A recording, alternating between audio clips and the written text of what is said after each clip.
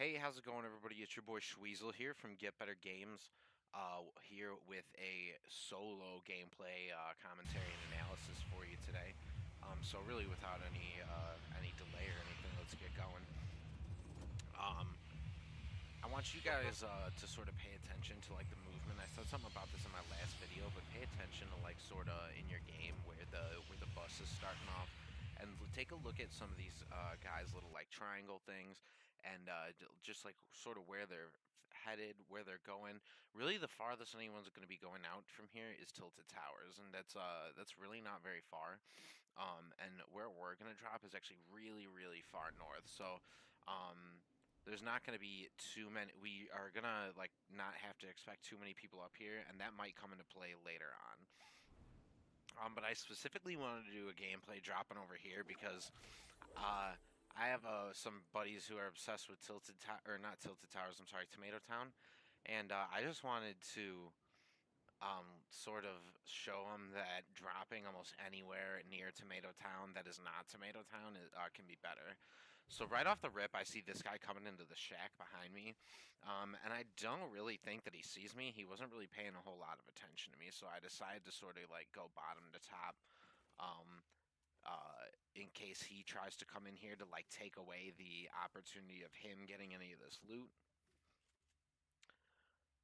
Um, So like again, I see him off the bat. I just put it in the early pressure. I don't know what happened if he just didn't see me, but he really couldn't do much. I just put him down with the nice one pump. It didn't seem like he would have really had any guns that could contest the strength of what I had anyway. So when you guys are landing on the outskirts like this, you always want to keep your eye on the clock and don't get stuck into chasing the circle. And as you're gonna see, I have to go sort of far. So as I start making my way down here, I'm gonna be again, like I said, yeah, in my other video, gathering these really early materials. These early and mid-game material gathering, you guys are so huge. You really want to be able to build whatever you can, sort of like unrestricted. Um, so in addition to like the bus movement and stuff, I really want you guys to pay attention to my movement in this game and maybe even the movement of some of my enemies. So the way that I'm sort of moving along this path here, and the terminology I guess would be pathing my way through this match, is that I know where these chests are likely to spawn in a lot of these places, so I'm going into places that are likely to give me some chest spawns. I go ahead and check up on this machine. I like using some traps every once in a while, so I go ahead and grab a trap just because they're really useful to have. This is not a very safe move. I just want to point out to you guys that you probably shouldn't be doing things like that, just standing out in the open. But honestly, I'm knocking down a bunch of huge trees, and I made a lot of noise out at that other house. I really just figured that if anyone was nearby, they would have already seen me and heard me and started taking some shots at me. So again, I kind of make the same dumb move right here, but for the same reason.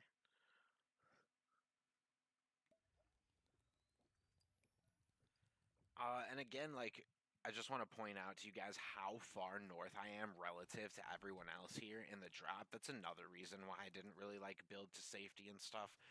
And the fact that I just used 200 materials on that vending machine. I really wanted to kind of save what I did have left on me after that.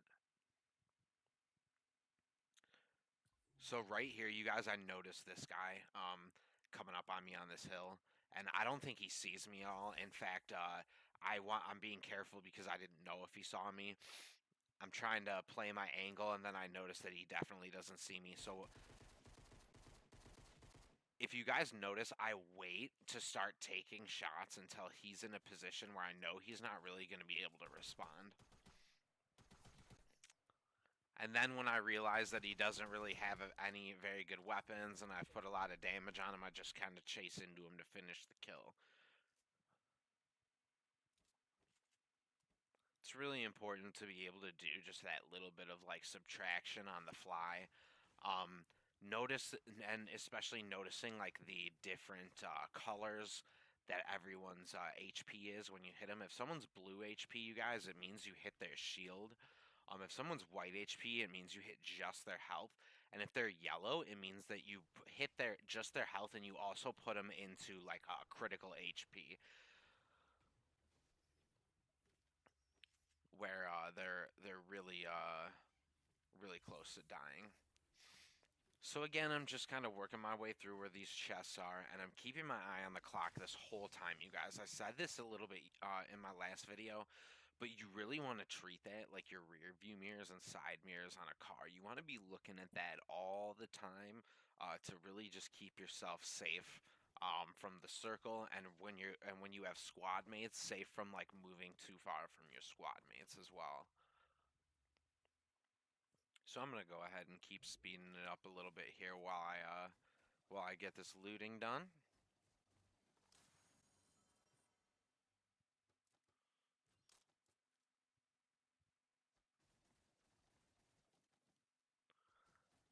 One of the things I do want to point out to you guys is that right here coming into Tomato Town, since we're talking about movement a lot here, I do make kind of a bad move in that I don't take the hill and I decide to just go directly into the town. I do that really only because I don't want to put myself. There's a lot of unknown ground to me out here, so I don't want to just expose myself from all angles. And I know I'm not going to spend a lot of time here. Really, it wasn't the smartest idea, and I should have tried to stay along this hill to my left the whole time. But I end up reclaiming that high ground right here, taking a couple storm damage, but it's no big deal. I take like 2 or 3 HP's worth of storm damage.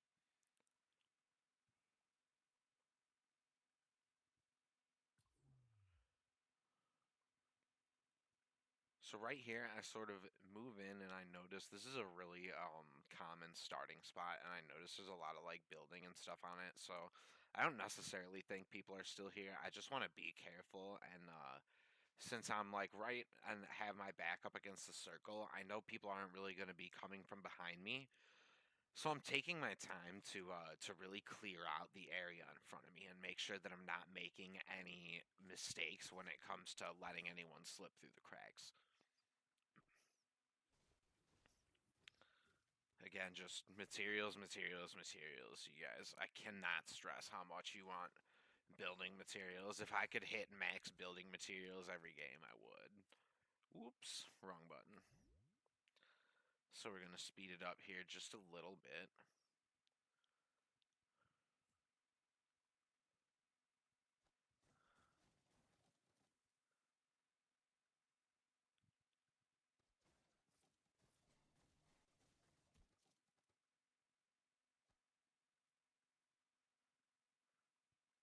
All right, now moving through here, I'm still, you guys, just checking through chests. If you haven't noticed, I've ran into chests on chests on chests this game, even though I didn't come into some kind of um, crazy drop like tilted towers or anything. And I've really managed to, even though I haven't gotten like amazing, like completely amazing loot up until this point, I've gotten some pretty good loot, and I've managed to keep myself at 200 HP, or close enough to.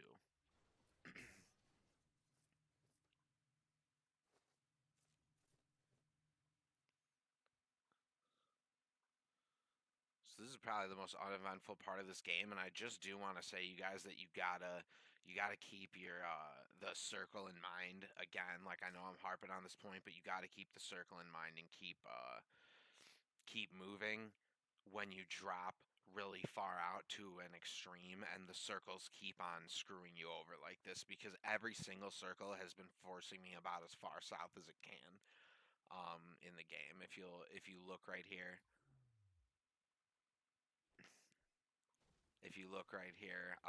we're going to the southernmost point on the map, and I dropped on the northernmost point. Now I do want to back up because something happened while I was pointing that out that is about to play into how I I play out the next couple minutes, and that is I see this guy over to my right. So if you guys notice right here, bam, I see that guy over to my right, and I'm like, I don't have anything that I can hit him with from this range, but we're top 10, so I need to start tracking people. If I had not already, you know. Um, it's again, like I said in my last video, you guys, this is a huge point. Just once you get into later in the game, you start tracking the whereabouts of every single person that you can, and before you know it, half the people in the game are going to be down, and you're going to know where absolutely everyone is. Now, I want to move from here. I know this isn't very safe, and I see this fork going up to my left. But I also lost the guy across the bridge, and I don't want to just run straight back into him. And I decide that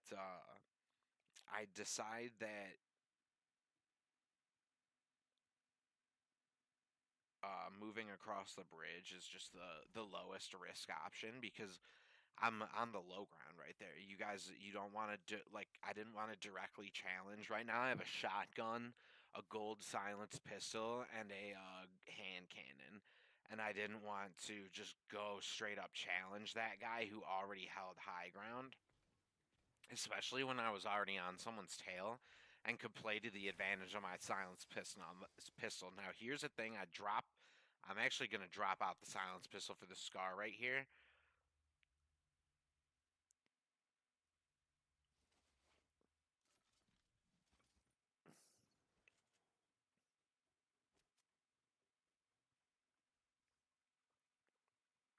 And then I'm gonna end up seeing this guy right here. I see him poke out and go back into his fort, and he is not paying me no mind and obviously looking at somebody else. I don't know who he's looking at, but I know he didn't see me, so I decide to use the element of surprise. And oh boy, did I almost screw up right there, but I lit him for enough damage that I knew that I could probably just pull out the scar and mop up the kill, and that's exactly what I ended up doing. And again, this happened yesterday, you guys. I said this in my other video, but you right after you finish those fights, you want to loot and build, heal and communicate. Or in this case, since I have no squad mates, you want to analyze your situation. So obviously, I don't see this guy out to the right who does see me. Um, but I am at 200 HP because of the Chug Jug. He makes the mistake, even though I'm at 200 HP, uh, whether or not he knows that, of revealing himself when, if you guys see right here, let's just rewind this. Let's rewind this fight for a second. All right, so I don't see him. My back is to him, and even though I might be turning to see him right there, okay, look at where he is when he reveals himself to me. We're at pretty much even ground. All right, he has no cover, and he has to switch weapons. Also, uh, he is at a worse angle of approach than I am. And I mean, I don't know about you guys, but given that I was sitting in that box fort for a little bit, I would have assumed if I were him that I was healing and that I was stronger than 100 HP. So I would have assumed I'm stronger than him. But he decides to push me with all of these disadvantages and really just ends up giving me plenty of options with how to fight him. I This is why ammo stacking is so important to you guys because I don't need rockets or anything fancy to get this kid. I just need to build myself to semi safety and get in his face. And either make him wait out the circle or make him walk into my bullets, and I make him just do a little bit of each. And I just want to hit on you guys that the point that looting is big time skill. Being able to quickly loot like that, decide what you want, and then keep going. It made it so that I did not take too much of the storm damage right there, and kept on moving.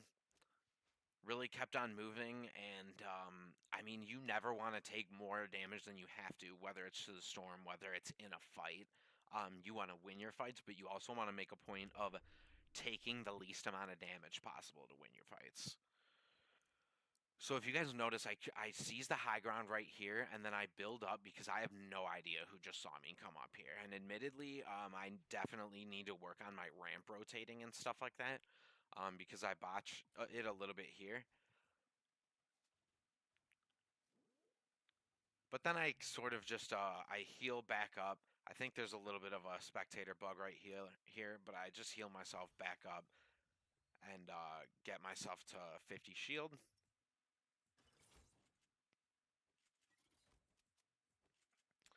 Now I take a pot shot here at this guy because I noticed that these other two dudes are fighting and I might be able to just get a good pick and put myself in a situation where I can move into a good position.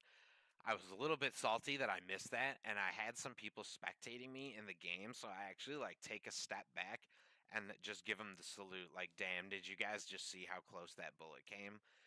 I gave that guy a haircut, as my buddy Milkman would say. But anyway, it stays like a little slow here, so I just want to impress upon you guys that I'm trying to track everybody. I'm trying to track them and not peek my head out at all unless I have to. I see this guy building bricks, and that's when I start to try to pressure him. And I also want to point out to you guys that I put up this little ramp on my left for a flank defense so that I can really push my right hand advantage on this guy. And since he seems to know what I'm doing, he builds out to a point where we can't put duo pressure on him. Me and this guy out to the left can't put duo pressure on him, but I can put better solo pressure on him because of the building mechanics of the bricks and how they're slower than the wood now. So as you guys will see, I end up hitting him right there, and I know that I gave him a little bit of damage. I know that uh, the circle just closed in and that I'm really not in the greatest position, but I did just put a lot of pressure on that guy. So I start moving up here. I bring it back to regular speed.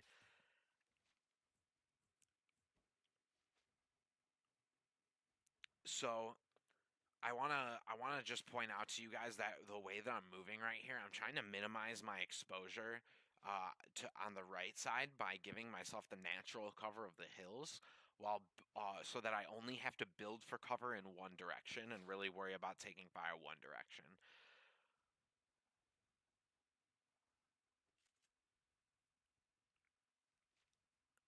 So right there, I probably should have taken those shots to my left as an indicator that I could move up these ramps that I set up, because I set them up for quick movement and also for flanking.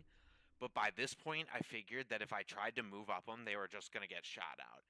So I decided to play the patient game and just use them as a visual barrier to line of sight this guy that's standing on my left or on my right. I apologize.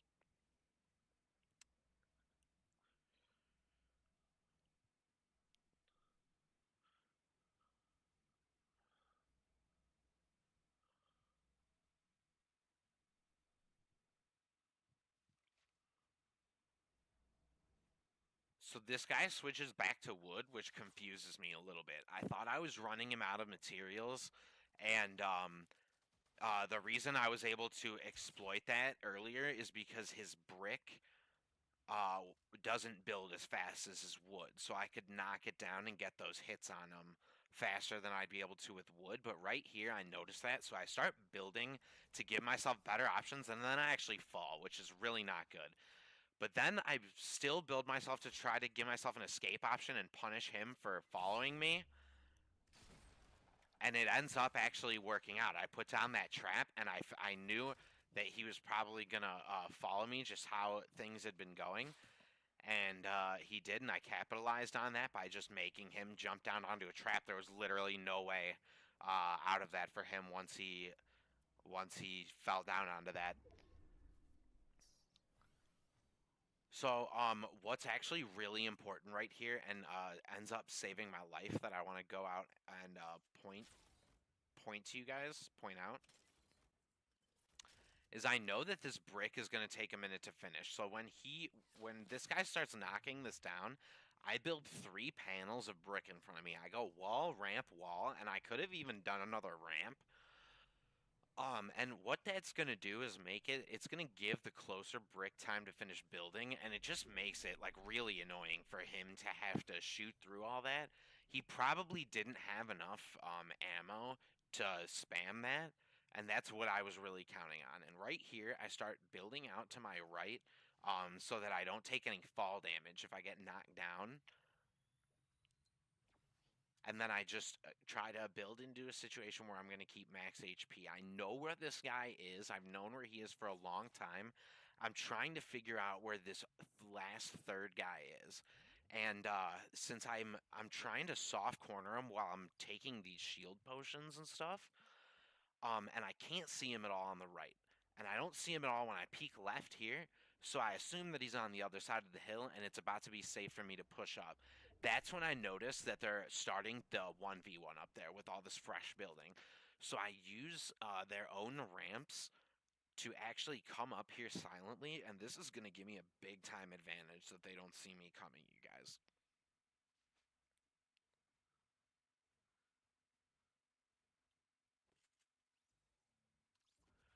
So, okay, right there, a audio cue happens that one of them died. I don't know if it was that trap or if they fell, but it means that this has just turned into a 1v1, and a lesser player might not have noticed that.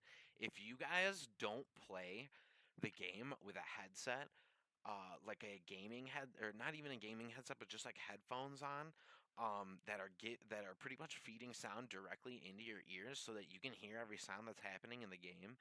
A huge tip that I can give you is that you should pick up at least a cheap headset. You can find decent headphones for like 25 bucks, guys.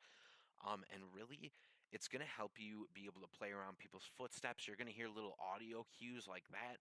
Like right away, I know that this is now a 1v1 situation and the last guy is somewhere below me.